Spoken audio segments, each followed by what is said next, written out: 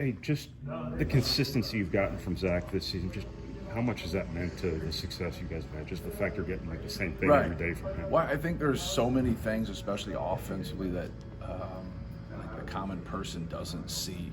Like he creates, even when he's not getting it, or obviously you see it when he gets it because of the double and the triple teams. But even the help that they have to give to him opens up a lot of things for guys, and that's why I'm excited about things, because we're getting some really good shots. We're not making them, but we have guys that are quality shooters that are just in a little bit of a rut right now. So I think we definitely, from an offensive standpoint, our value can increase just because of what the defense has to do to try to slow him down or stop him.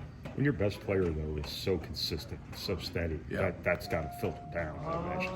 Yeah, obviously he has ultimate size, but, his job really starts with his effort. He gives a great effort. When shots go up, he doesn't get frustrated if he doesn't get the ball. He gets on the glass. He runs the court. He does all the things necessary to put himself in position, to put our team in position, to score the basketball. But, yeah, when your best player is a hard worker, it really makes it easy on the coaching staff. Has his endurance surprised you? No, not at all. He just hadn't been in that position, because of our personnel before. He's always been a guy that's been able to practice. So when you see guys in practice that don't have a sub that can stay there for 2 to 3 hours, and then consistently do it. So he was able to do that in the past. Our personnel was just different, where him and Travion did make sense for them to play together. Impressions in New Orleans? Well, athletic, they've played a good schedule.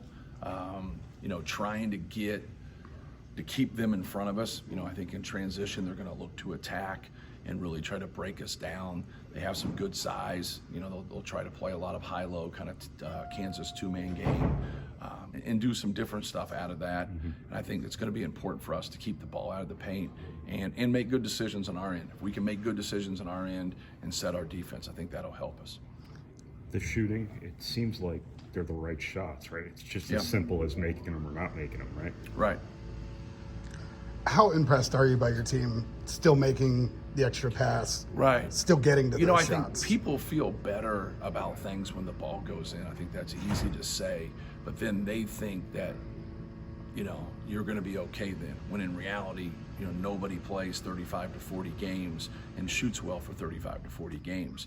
But we talked about it yesterday in our film session, just the hustle, the active hands, the rebounding, all the, effort plays. I thought we were really good against Davidson. Now we're just wide open, shooting the basketball. And that gets frustrating. I think it gets frustrating to other people because they look at it like, there's an issue there. But it's just commonplace in basketball. The greatest players in the world go through this. I think it gets talked in baseball more when you talk about slumps. I don't look at it as a slump because collectively we haven't shot the ball well, but we have a lot of guys that can really shoot. And I think with that balance, teams are, coming in with a game plan, and then, you got to take into consideration, like Nebraska, we're up 14 with 14 minutes to go. Like, we're in a good spot. Then we go ice cold. So now how do you navigate that? I didn't think we were at our best defensively. I think we fouled shooters.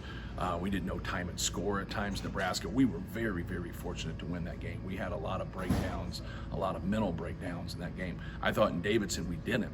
I thought we played hard, we stayed with things. It doesn't mean we were perfect, but we were really clued in defensively in what they were doing and what we needed to do. And then I just thought we made a lot of plays, but we couldn't make a shot. So that's where the frustrating piece comes in. But if you're a shooter or you're a good player, you just keep working on your game and stay process-based. Good things will happen. Do you see any kind of big difference in Zach this year that he's been able to play without fouling?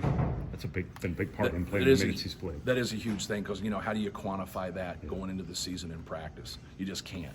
You want people to play hard, you want whatever, but you don't keep your fouls, you don't do those type of things. So for him to be able to have kind of that physical maturity where he can still be physical and not foul is definitely a weapon, because think about like how many times I've subbed him out in the first half. Think about all the different scenarios that you get in, especially with big guys. We just haven't been in there. They're coming. You hope they're not, but at some point that things of that nature is going to happen. But he's done a really good job with it.